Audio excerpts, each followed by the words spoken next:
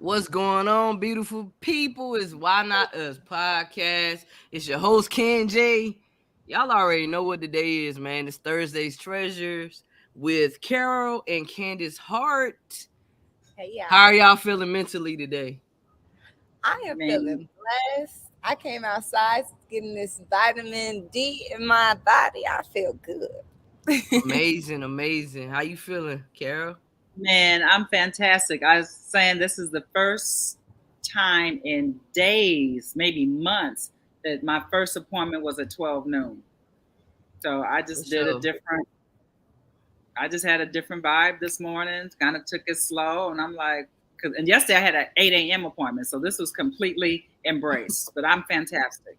For sure, for sure. Well, ladies, y'all do y'all thing. Let the people know what y'all talking about today. Yep, we Yes. do. We do. So, hi, everybody. How my girl Candace doing? I'm doing good. I'm excited to talk about entrepreneurship, because I know the people want to know how to get out of that 9 to 5 and what it really means to be an entrepreneur. So I'm ready to get into it, give the people the game. Yeah, and I love the topic because as life keeps happening, because I'm not one of those people where I don't really watch the news. I don't do that. I just don't like the energy and the message and whoever has the mic, what they're talking about. So I kind of get information when I'm with people and clients, and a lot of folk ain't happy. And they're not happy about a lot of things that is driving or being driven from what they do every day, whether it's a 9 to 5 and clock out and then they do a 7 to 10, that kind of thing. Mm-hmm. And I'm Mm-hmm. like, wow, you guys don't have like no time. Like, what's up with that? And that's the thing about whenever you're working for someone else and they're controlling your time, it always feels like you're running out of time. And then even when you get off work, it always feels like it's not enough time in a day because you already gave so much of your time to somebody else building a business. And it's like, what about you and your goals? That part. And I love how someone asked me the other day, they sent me something on Instagram about how the whole system of education Hmm. is geared toward you not being an entrepreneur.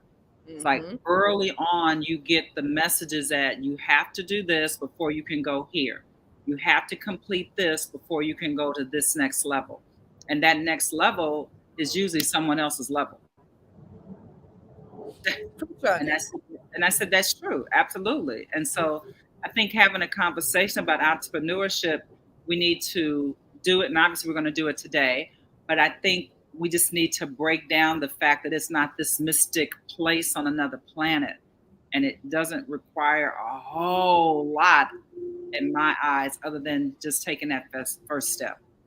Yeah, it takes faith. And I'm not going to sit here and tell you that it's Oh, easy no. or it's not scary because it is.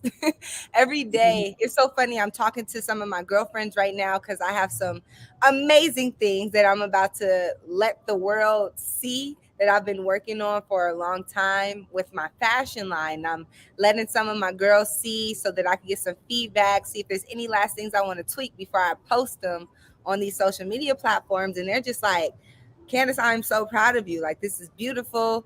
And I'm just like, you guys have no idea that I've been learning as I've been going every single day. And there was things in the beginning where I was comfortable paying somebody to do just because I didn't know how to do it myself. So I was outsourcing, if you will.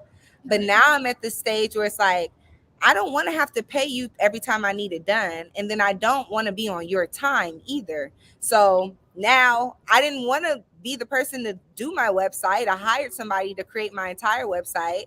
But now Mhm. I'm at the point where it's like, I'm going to learn how to do this because I don't want to have to wait on you when I need updates and stuff like that. And that's what entrepreneurship is. It's pivot after pivot after pivot. And when you don't know something, you don't have to know everything, but you just have to know how to be resourceful. That's what I will Mhm. say. Know how Yeah. to get the answers that you don't have today so that tomorrow you can be better. Yeah, I love that because it's so true. It's like stepping into entrepreneurship, unlike yourself, I did it in my mid 50s. And I think some people that are in my generation, whether they're 10 years before me or right where I am, tend to think that it's too late. Oh Um, no. no, and it's I say all the time, you're only late if you don't start. Right. And once we get comfortable with knowing that you don't have to have all the answers to start, you Yeah. don't. And Yeah. I don't think anybody ever did. I mean, if you think about, Alexander Graham Bell, who like failed 1,000 times before he actually had a successful invention. That's Mhm. just the mindset, is that you don't have to have all the answers. I love the outsourcing. That's such a big deal. Yeah. Whether networking, having conversations, and this virtual world is amazing. It's amazing because there's so many people, entities, organizations, whether it's another podcast, it's another social media group. You can get a lot of support that way. Yep. Yep. And you have to be willing. I say entrepreneurship is more so about having the guts and the courage to just, for one, first take that first step, and it's like what Kobe Bryant, I live by something that Kobe Bryant always preached about. You Yeah. just keep one foot in front of the other. You don't have to know what it's going to look like 10 steps down the line. Just take that next step, and then be willing to take that next step, and be willing to take that next step, and before you know it, you will be 10 steps down the line, but you just have to worry about the next step, not the 10 steps later. Right. Yeah. I'd say Having guts to do that is hard, but that's what it takes. it is hard. And it's only hard because we weren't groomed for this. Right. We weren't raised for it. We weren't groomed for it. And think about it, even when you're an employee, you go into work a lot of times not even knowing what's going to be next. But you have still bought do. it. You don't, and they can flip the script on you in a minute. Yeah. In a quick minute. So you're already kind of like, maybe don't even know what's going to happen, but just betting on yourself and know that, you can figure it out. So what some people have said to me is like, oh, I never knew that you always wanted to be in finance. And I was like, who told you I wanted to always be in finance? I did it. I didn't. I didn't. I just knew that it found me all the time. And then when it found me, it required a different me to show up. Yes. And so if anybody that's listening to this podcast, forgive me, I live near a fire station. As you hear that, it's a sign of help in life, which is appropriate. Right. On time. Longer than usual. So it actually made me lose my train of thought. I can't hear it anymore though. Okay, good. So I was just going to say that just betting on yourself. Oh, I know what I was going to say. Is that I've had people say to me when I'm meeting with clients, because you and I are in the financial arena, and I'll just ask them sometime, what's a dream of yours? Mm-hmm. What's something you love or you dream or you envision doing? And sometimes that's where your entrepreneurship may start. Absolutely. The thing that's tricky about entrepreneurship, it's not talked about often enough, because a lot of people, I think what you're hitting the nail on the head about, Mom, is passion, right? Yeah. And it takes time for passion to align with purpose. And that's just a part of running your marathon. Sometimes you realize that your passion doesn't align with your purpose, but not everything is permanent. Some things are temporary. Sometimes you go through a season of your life and you might be extremely passionate about it while you're going through it initially, but it serves its purpose until it doesn't. And then it might be time to pivot in another direction. But what I love about life and just taking that time to reflect on things that I've gone through, things that I'm going through, and things that I know I will be going through soon, is everything has its place and everything has its time. It's like your life is like a puzzle board, and the pieces just come together day by day, year by year. And you look up after a while and you're like, wow, God had this all orchestrated, and I thought I was in control. Joke's on me, right? Oh, all day. It's completely on you. So let's think about entrepreneurship and even why it's desirable. Uh-huh. Like, we are here. We know that we love it. We know how it's afforded us a great deal of either flexibility, financial freedom, time freedom, Yes. just being able to know a little bit more about who you are. So having been an employee for over 35 years, for anybody listening to this, I would just encourage you just to realize you don't have to eat the entire apple at one time.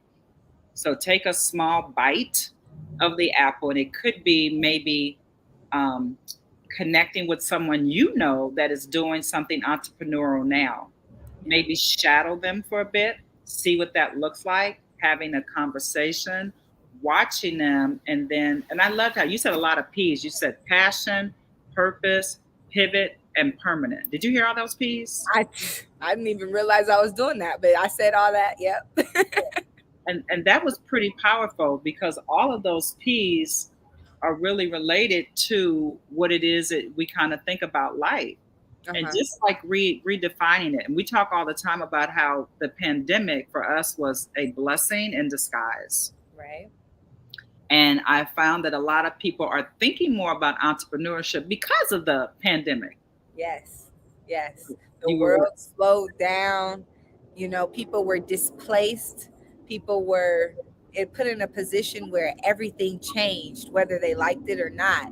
And there was a lot of pros to it and a lot of cons to it. Yeah. But it put people in a position where they had to reevaluate things. And because the world kind of stopped, you had time to just reflect and realize, maybe I don't want to do this. Maybe I want to switch up what I'm doing for my work. Excuse me, I'm in downtown LA, so the helicopter's right over my head. It's gone now, I think.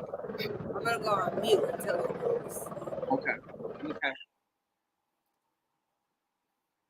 That could be an entrepreneur. Maybe they're flying their own air vehicle. Who knows?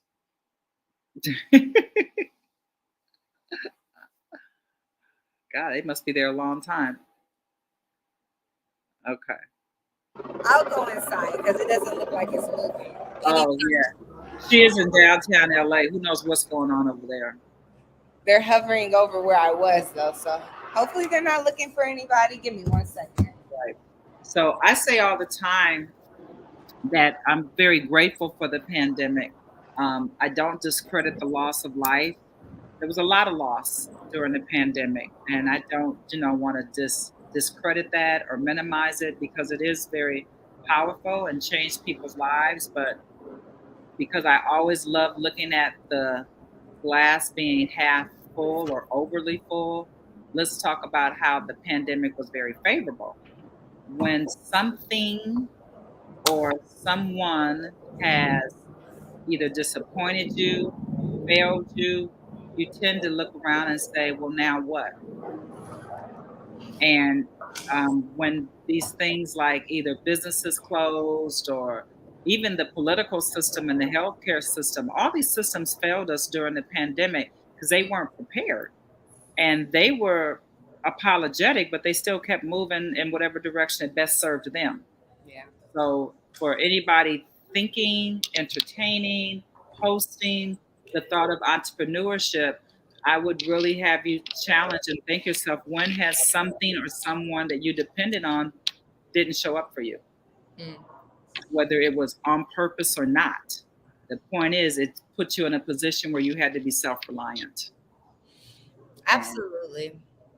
And one thing that I think how I fell in the lane of an entrepreneur was after certain experiences growing up, in my younger adulthood as well, where I realized I didn't have control in situations where I deserved to have control. And it was based on systems that I was in or that were placed upon me that just did not prioritize what was best for me. They prioritized what was best for that system. We could talk about school. We could talk about just a straight up job. We could talk about just the government in general, all these systems that we're around and within that usually don't have our best interests in mind. It has whatever serves that capital or that capitalist society within that, And I realized as a business owner, I call the shots, everything is up to me. Now that also comes with a great deal of responsibility, but I would take that any day over not having control over what my future looks like because I don't want the responsibility of ownership, Right. I like that. And I've even had some people make, because, I have to make decisions that are not always inclusive of others. Mm-hmm. And it's not a matter of being selfish. I say I'm being self-full.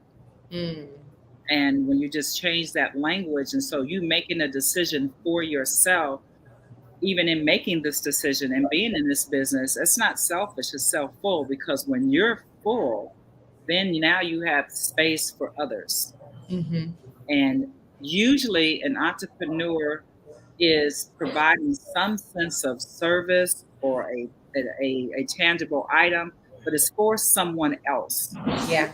Just only doing for us. So if you think about it, it's kind of an oxymoron. You've got to be you got to be full of yourself to be in position to allow yourself to service others. Yeah. Yeah. And it's like you have to make sure that your cup is full. It aligns with that, whatever spilleth over, that's what I have to give, right? But my cup must be full for me to be able to pour into anybody or anybody else. Yeah. It's like somebody said earlier this week, we were talking, can't remember exactly what the conversation was about, but this line right now was like a mic drop. They said, you can't lead anybody if you're lost yourself, or if you're trying to be found. It's like, you got to be real. If you are still trying to figure things out, how are you going to lead somebody in the right direction? And it's categories to life. So it doesn't mean you have to have everything figured out. But in regards to whatever we're talking about or whatever you're trying to lead me in, if you're lost within that, you do not have the capability to lead in that category. So that's really powerful. And I know there are people that might be listening to us still kind of and sitting in that space of unsureness. Just know you don't ever have it all figured out. No, you don't. But you said, you learn as you go. You pick up the ball. And I think that happens a lot in life as we go. Think about it. When you get hired in I jokingly posted something on social media. It said, let me inspire you. Go ahead and lie on your resume because they're going to train you anyway. These are facts, though. These are facts. And that's called working the system. Right. So I'm not suggesting we're not winging it as we go in this business. But when I get to a point where it's like, oh, I'm not really sure, or I need some assistance, I just draw on my village. Yeah. And that village has a larger reach and a larger arm because our world has very much changed in terms of resources. Mm-hmm. I don't know how I got through college without Google. It was a different time. My God, it's just like didn't exist. It's like you literally had to walk to a physical building that was called a library, and you had to locate the right book, and you had to find what you were looking for in that book. Do you know how time consuming that was? Right. So it's just imagine. Oh my God, I know you can. And let's not even talk about typing a paper. Oh my God. You messed up. You start all over again. You can't go back and erase and delete. You can't untype it once it's been typed. Yeah. So I'm just saying all this for those people that are in my generation. Listen, if I can move from that part of my life to where I am now, anything's possible, right? Anything is possible. Absolutely. But I think that brings up a very important point as well. The ability to adjust and how that is such a necessary skill set or attribute to have as an entrepreneur. Even the evolving and the transformation process from an employee to an entrepreneur, there's a lot of adjustment that happens on a daily basis. And it's not always in the physical realm. A lot of it has to do with mental, because you have to think about how we've been conditioned to think like employees. We've been conditioned to clock in, clock out. Somebody's telling you what time to show up somewhere, what time to leave, which also tells you indirectly how much time you have outside of that job place, which influences how much time you have for your family, how much time you have for yourself, when and where you travel, how often you travel, where you live, what kind of food you eat. People just don't break it down and think that deeply. But literally, when you're working for someone else and they're paying you and controlling your time, that's the power that you give to that person or that corporation. So I'm going to just say it. Corporation sounds a lot like plantation to me. It's like you telling me what to do with my whole life. That doesn't sound like freedom at all. Yeah. And the other part of that slavery system is that they decide what your worth is valued at. We call that a salary. Yes. And that salary, I say, is a drug just to keep you to stay there. Yep. And often, depending on where that is, you're getting that salary maybe once a week, maybe once every 2 weeks, et cetera, et cetera. So the other beauty about this entrepreneurship journey, and I'll start with me, is that it's not like I instantly aborted my employer. I started to embrace this journey in a system in a way that I could do it a little bit at a time. Yeah. So I don't want anybody on this listen to this podcast to think that this is automatically abort ship instantly and do it. There's multiple ways to start to taste and test the waters and what this looks like. So you start small, you take your time, but you've got to be very intentional with being intentional. So that free time that I used to have doesn't really exist anymore. There's no such thing as free time. It's time that now I can lend myself to either learning my craft, self-teaching myself, learning from someone else, just putting myself in rooms where I'm in the right place. So you may have to rethink what you do with your time that's your own, so that you slowly are building your house of entrepreneurship. Yeah, 100%. 100%. And I remember talking to so many different conversations that I've had regarding this topic, because this is literally what we do. So whenever I'm talking to people, they're usually coming with the mindset like, I want to do this, but I'm scared. Or I want to do this, but I don't know what it looks like. So I'm used to having these conversations on a daily basis, right? Giving people the roadmap to what it looks like to fire your boss and become your own boss, you know, get in control of your life. It's not in anybody's hands but yours. And what it really is being comfortable with that adjustment period, because we all know it can take some time before you see a return on investment when you start a business. That's just real. That's real. So financially, you have to be prepared to just say, all right, job, I'm out. Right? Financially, if you're not prepared to do that, you quit, but you got a mortgage due in a week or even in a month, and your business hasn't started to see profit yet, you in trouble. So take it, not take it with a grain of salt, but understand that we're not saying literally quit your job without a game plan. You need a game plan in place, and it may be necessary to maybe cut back on your hours or just be more intentional with what you do when you're off work, so that within a month or within a certain time frame, you are able to comfortably walk away. This adjustment period I'm talking about, though, is the period before your business sees profit. Are you okay with scaling your life back some so that you can take that 10 steps forward later once you are in control? Like having to take a couple months of maybe not shopping, maybe not going out to eat, right? Not doing the luxurious things that your paycheck from your job usually pays for. Don't do that stuff for a couple months so that you can spend the rest of your lifetime doing a whole bunch of that on your own time and by your own terms. Right. I mean, if you think about the entire time we're either in school, regardless of the level, the one thing we're always told is we got to write this down. Take notes, write this down, copy down what I'm saying. That's because even in that system, we understand the power of putting things on paper. And we're taught that really early. But it's one of the things you learn to do in schools. You learn how to hold a pencil so you can learn how to write.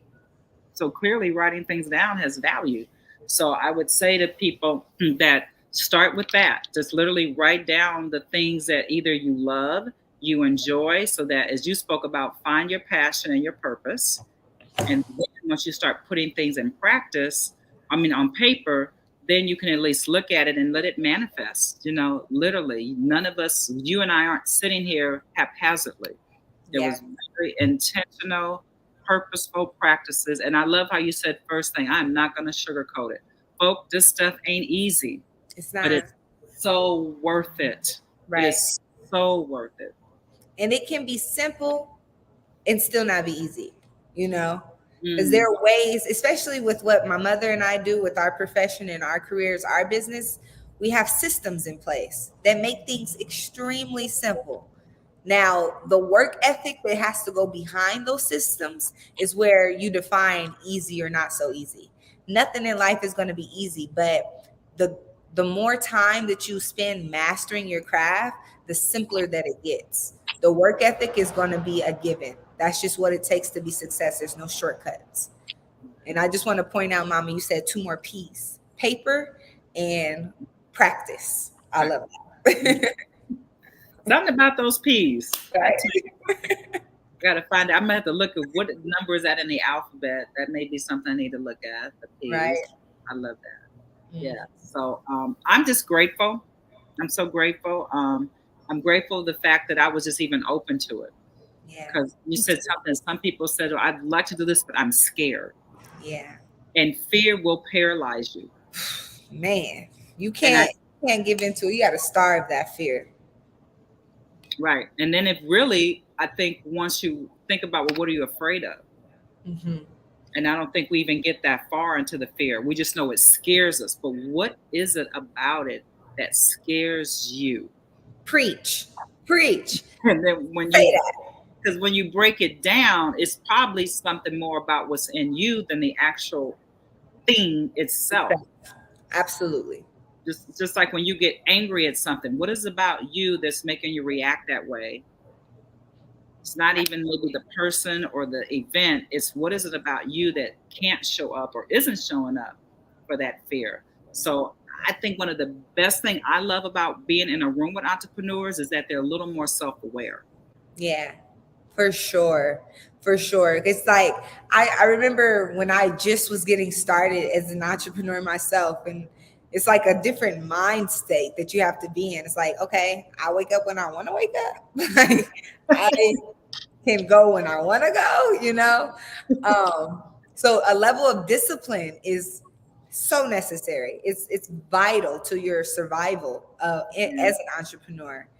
But I forgot what I was saying. Well, I know there's something about you can wake up when you wake up. Just that when you what entrepreneurship first, what you think it looks like. Right. What you think it looks like at first is oftentimes not what it really is going to be. And what I found is entrepreneurship will magnify whoever you are. You don't have to stay that person when you start your entrepreneurial journey, but it will magnify who that person is. So if there's things that you have to work on within your identity, even if it's past traumas that you never addressed or you haven't healed from, they will show up again in your journey as an entrepreneur, and you will have to address that stuff. You will have to grow from it. Otherwise, you'll reach a wall. You'll hit a brick wall in your journey as an entrepreneur until you do. Yeah, I love that. Yeah, but you will, and you're gonna hit some walls. And even in an entrepreneurship space, you're dealing with people who aren't in entrepreneurs themselves. Yeah. So there's people, organizations, companies, whatever, that are employee mindsets. So as I walk into that space, having to collaborate with them, work with them, I've got to meet them where they are too. 100%. And that itself is also requires a great deal of being malleable, I like to say. Yeah. And I love that word malleable, because every step of the way you see that you need to do a little bit more than you did yesterday. Like yesterday's great, that's wonderful, but here where I am right here, right now, today. Right. Because you're at a new level. Every day you're at a new level. You're further along in your journey than you were yesterday, just based on the timeline of it being a new day. Right. And that can get even more detailed and specific, but what got you here won't get you there. So you just have to always be willing to grow. Always be growing. ABG. Always be growing. Always be growing. And redefine, I guess we say all the time that you never fail. You either learn or you win. Right.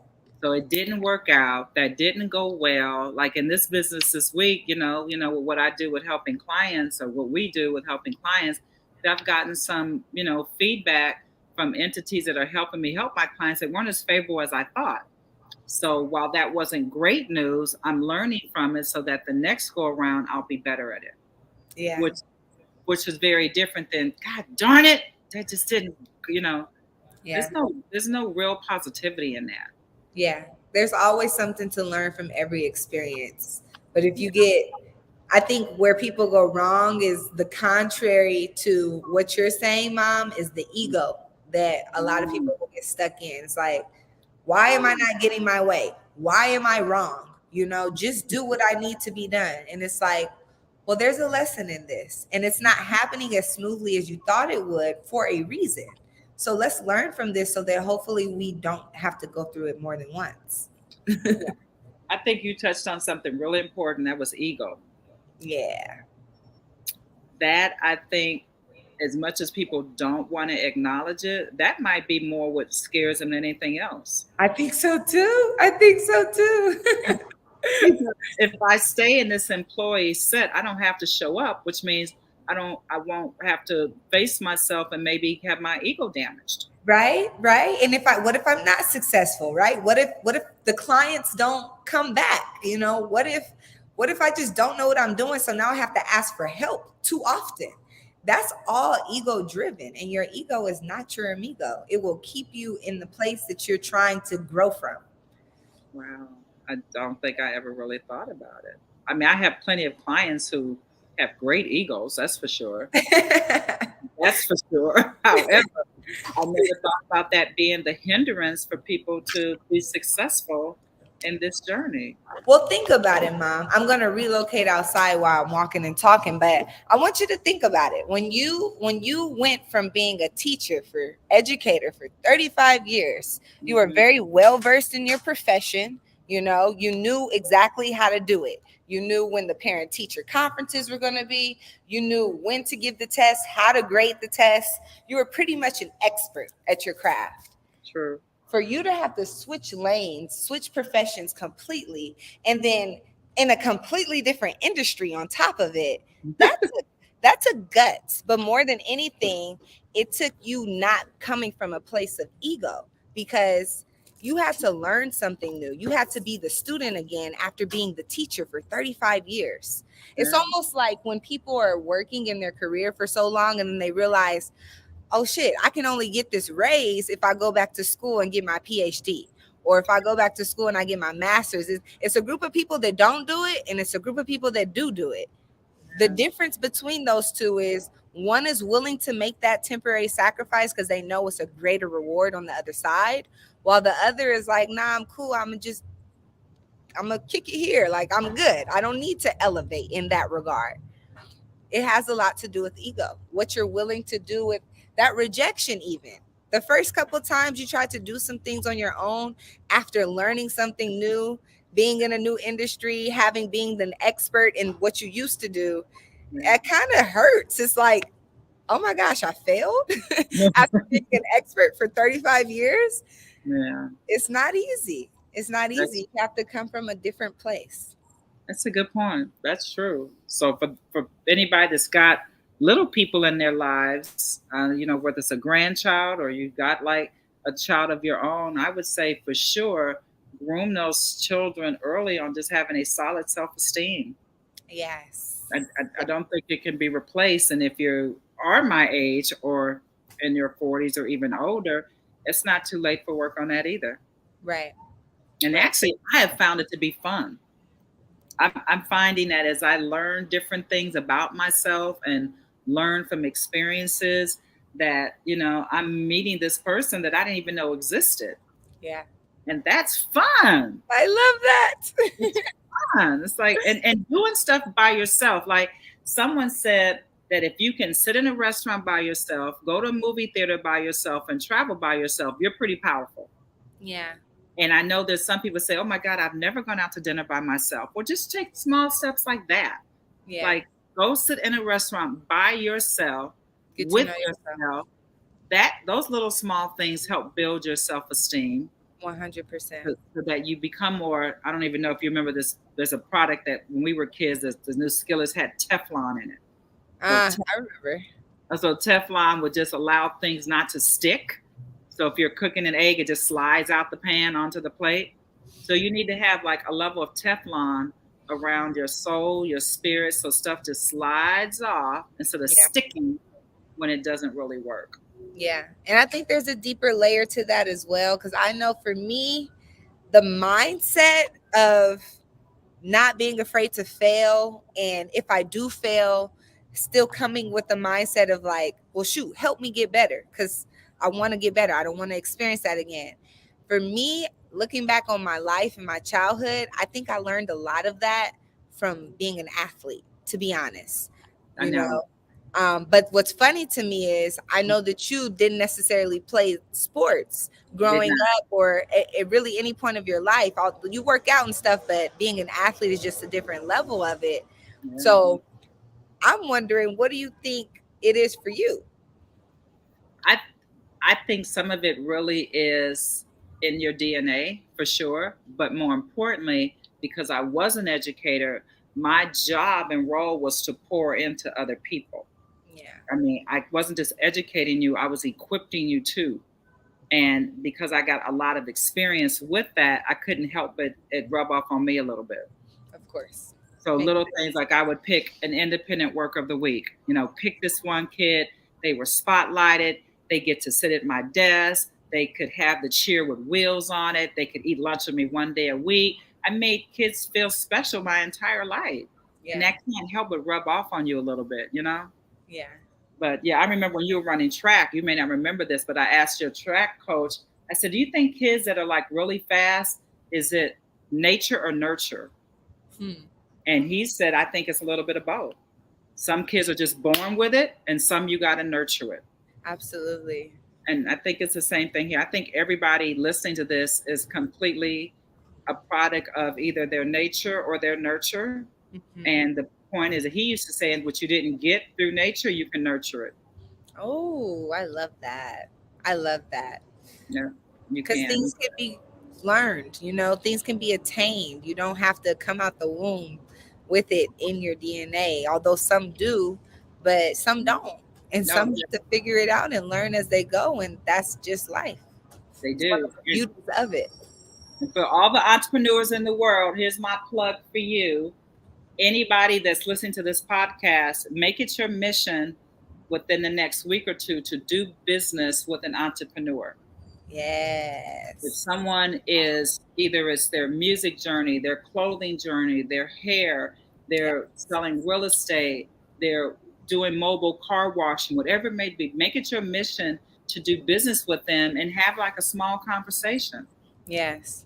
One, you'll be supporting our community in entrepreneurship. Two, you're going to put yourself next to or with someone and you can actually let them like drip on you. Yeah. I just think that's maybe even a good place to start. It becomes a win-win. The entrepreneur will get, to have some business growth there, and then you get to be in the room with someone. Yeah. And, I won't say get out of the consumer mindset, but there's a duality to it. You can go somewhere and purchase a cup of coffee, for example, and have a conversation with the owner of that coffee shop and just ask them a question. Ask somebody that's running a business or that has their own business or is an entrepreneur, ask them one new thing a day. 30 days later, you'll be 30 times better than you are today. I love that. Duality. That's so true. Yeah. Because I don't know any entrepreneur that owns a gas station, so I'm going to have to still go to Costco to get my gas. However, but there are some things that I can do very differently in my business. Oh, they're back out there, huh? The helicopters? It's okay. We don't hear it that much. Yeah, we don't. Yeah. So I love that, the duality and just having one question. So what I think what that leads me to think about is back to our point about just take the first step. You don't have to worry about the whole staircase. And this is one way to take that first step.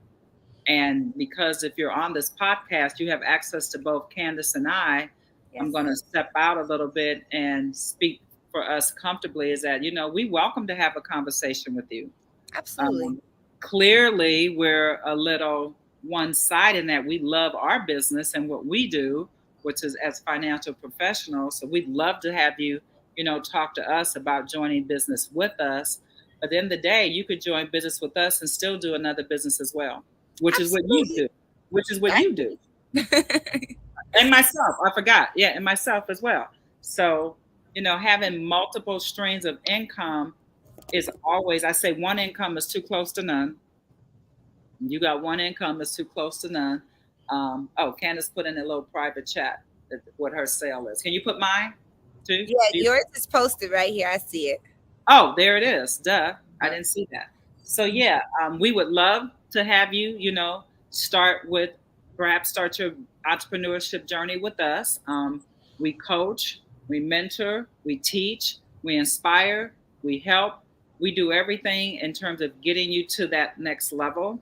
And you'll be so freaking awesome that then you'll be able to say, oh, this is really cool. And now I think I want to do this as well. Go ahead. Yeah. There's no limit. Yeah. Let me tell you something. I got more years behind me than in front of me. And if I was even close to being your age, it would be such a different journey. Yeah.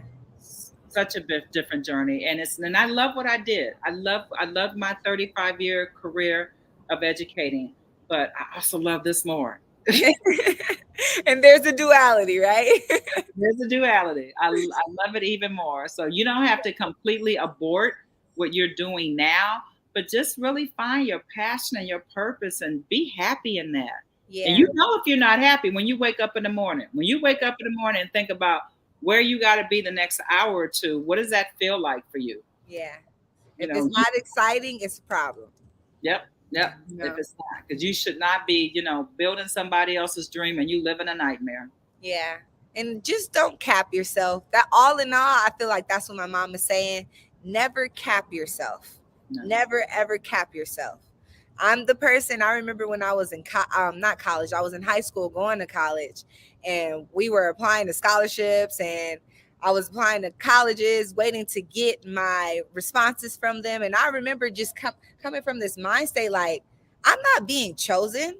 I'm the one that's doing the choosing. My options are open, and it takes a level of maturity in the way that you even think about the process that you're going through. I remember when I got my first denial for college, and I just was like, I'm not going to let this institution label my worth. I know that I'm worthy of it. It just wasn't supposed to be that school. And then that's when my mindset shifted. I'm doing the choosing. I'm going to rack up these acceptances, and I'm going to let them know where I choose to go. Mm-hmm. And I'm using that as an example, but I have that mindset about everything in life. That's everything true. From where I live, my relationships with my friends and things like that, what I eat every day, it gives you a certain level of power when you're doing the choosing rather than waiting to be chosen. Oh, that's so big. Yeah. And if you, once you change that, then it makes all the, because then you put yourself you're in free. The power. Yeah. I love that. Well, as we wrap up, what would you like to say? Any final words or thoughts? Final words or thoughts. What I wish somebody would have told to me prior to this level that I'm at now in my life. Start exactly where you are. Start exactly where you are. I know a lot of people can think, I'll do it when I have this much money, or I'll do it when this magical moment comes. I want you guys to know there's no perfect time. There's no perfect moment. There's no perfect circumstance. Start exactly where you are with exactly what you have, and take the next step after that and just go from there. I love that. Yeah, I love that. I guess I would just say, it's go time. That it is. Let's go. Let's go. KJ says that too. Let's go. Big energy. Let's go. Yeah. Let's go. I like that, but I just wanted to say we are limitless. I heard everything that y'all was saying. Y'all dropped some fire points today. I loved it. Yes. Y'all did that. Y'all did that for sure. Thank you. Yeah, people someone said I appreciate the information. This go time start now. Yeah. I put y'all information in the chat so everybody can, they want to get in contact with y'all, they're able to get in contact with y'all. But yeah, this is what they come and talk about every Thursday. You know what I'm saying? Every Thursday, y'all can learn something from them. And yeah, y'all need to hit them up. The numbers up there, they approachable. They easy to talk to. you know what I'm saying, their energy is good, and that's what it is, man. They got good energy, they of love and light. So it's a whole vibe. I appreciate y'all. We appreciate you, love for the platform and the availability, and you just making yourself open. Without you, we wouldn't even be here, sis. Man, listen, I appreciate y'all for even wanting to come to the platform. Thank you. We love you. All right. Have an I love you amazing too. week, everybody. All right, y'all Thank you, too. guys. All right, peace and blessings. Bye, everybody. God bless y'all. Have a beautiful day. Be what you wanna be. See what you wanna see. Go where you wanna go. Oh. Why not? Why not us? Why not us? Why not? Why not us with Ken J? Why Not Us podcast with Ken J.